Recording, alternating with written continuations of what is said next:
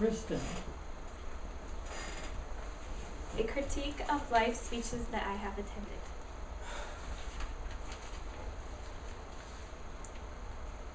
I attended 3 speeches and/or events. An article called "Being a Part of Your Community is More Than Just Living There" by Connie Bragan Green says, "I have become active in many groups, including the Rotary Club, Elks Lodge, and several local charities. The majority of people who are involved in these groups have lived and worked here for the past 30 or 40 years. Our local projects are part of the interwoven connection that these people have had to this community for many years. This community has a sense of its history. I believe that I feel more like part of this community than I did the previous one because of 2 different things. I have changed, and this community has helped to change me. I am not sure if I will live here for the rest of my life, but I know that we'll always have a connection to this community."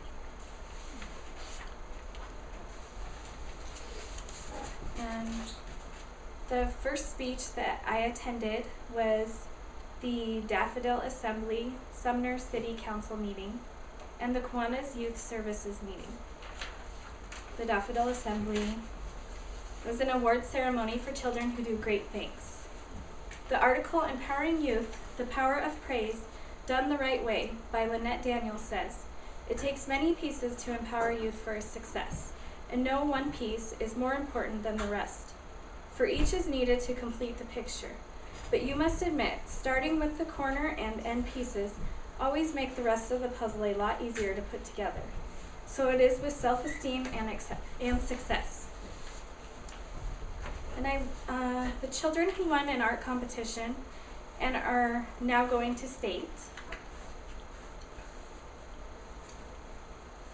And all of these children, the PTA had them stand up and they all gave their little speeches for their artwork because they had to write speeches for the artwork that they did. And the student body spoke on a new fundraiser called Kids with Cancer, raising money for kids with cancer. It amazed me to hear these children speak in front of the big crowd.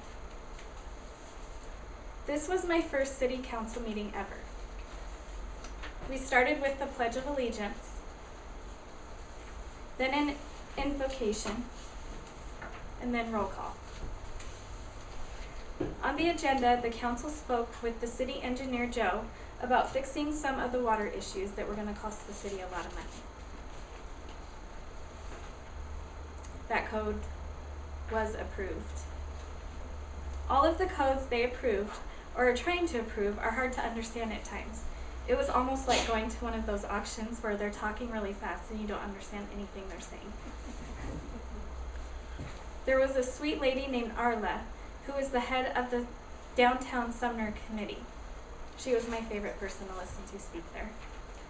Arla is trying to help many, not only in Sumner, but in other cities in Washington State as well. She was very pleasant to listen to. She wants to give seeds to all the residents in Sumner to plant rhubarb all over town to plant the town red. Arla also wants to honor the service people in our community, police, firemen, and the men and women who lost their lives in the past 7 wars. She wants to honor them with a sculpture in the park. And one of the council members used to be an ER doctor at Good Sam, and he was commenting on the new tower at Good Sam and the robot that does the surgeries there, which I didn't even know about, and I'm going into the medical field, so it was interesting. I didn't get to stay long through the whole council meeting, but it was a very interesting experience. And last I went to a Kiwanis meeting that was for Youth Services Committee.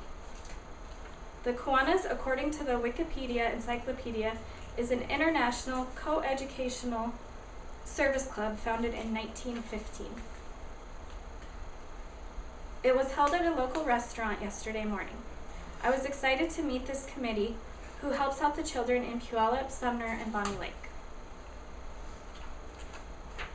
Unfortunately, The head of the committee was the only one that showed up. However, I got the chance to learn so much about the wonderful organization, the Kiwanis. When interviewing Pete of the Youth Services Committee of the Kiwanis, I asked Pete, "What made you decide to join the Kiwanis?" Pete replied, "To help children and people of the community to give back." The Youth Services Committee of the Kiwanis does so much to help the community. They do various fundraisers throughout the years to give to our community. One fundraiser is on Valentine's and Mother's Day. They go around and deliver flowers, and all the tips and the wages that they make, they put 100% of it towards helping the kids in the community. They also help finance and donate time to Santa parties, Christmas parties, travel to wilderness camp, haircut vouchers, meals for homeless and people that can't afford meals, mid-year school supplies, and Open Hearth Ministries, which is to help shelter the homeless on cold nights. This experience of going to these community events has been nothing but positive. I hope I have taught you something today about the 3 events which I attended. Thank you.